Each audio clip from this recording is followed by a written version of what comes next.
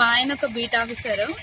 పొద్దున్నుండి సాయంత్రం దాకా కూడా ఇక్కడ మేడారంలో డ్యూటీ చేస్తున్నాడు ఎండలో. నాకు హెల్త్ బాగాలేదు, నన్ను ఒక్కదాన్నే విఐపి దాంట్లో తీసుకువెళ్ళమని అంటే తీసుకువెళ్ళిండు. అసలు అక్కడ ఎవ్వరు రానివ్వలేదు లోపలికి. బాగా అక్కడ ఉన్న కానిస్టేబుల్ ని బాగా రిక్వెస్ట్ చేసి హెల్త్ బాగాలేదని రిక్వెస్ట్ చేసి తీసుకెళ్లిండు.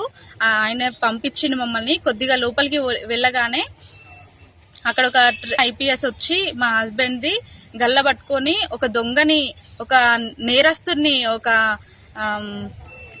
ఏదైనా మర్డర్ చేస్తే ఒక మనిషిని మనం ఎట్లా లాక్కపోతారో అంత దారుణంగా లాక్కొని పోయి మా సార్ది పాస్ తీసుకొని ఆయన గల్ల పట్టుకొని లాక్కొని పోయి కూర్చోబెట్టుకున్నాడు.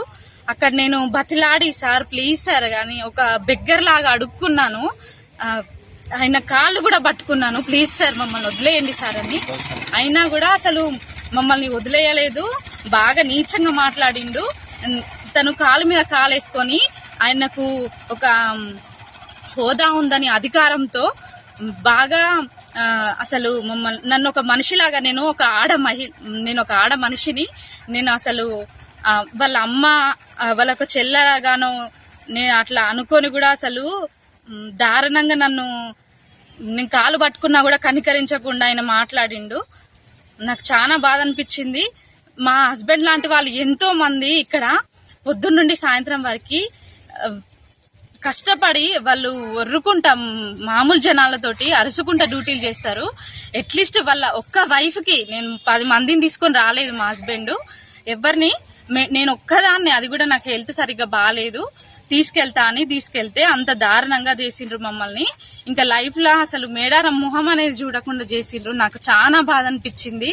గౌసాలెం అనే ఆఫీసర్ అక్కడ మేము అసలు ఒక వెహికల్ గానీ ఎలాంటివి తీసుకుపోలేదు. ఓన్లీ నడుచుకుంటా వాళ్ళని బతిమలాడుకుని వెళ్ళినాము.